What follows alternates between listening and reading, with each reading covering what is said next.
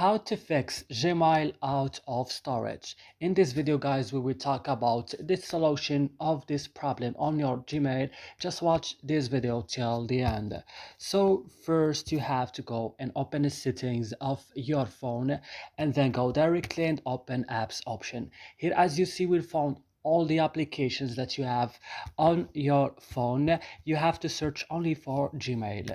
Open Gmail when you found it like this, and then you have to scroll up the screen and click on storage. Here click on clear data, click OK, also click on clear cache and click OK, and go back and click on this button here in the bottom of the screen for stop and click also OK, and that's it. After this, your problem on your Gmail will be fixed correctly. So I hope guys this video is helpful for you. Don't forget to liking, subscribing in our channel, and see you in another video.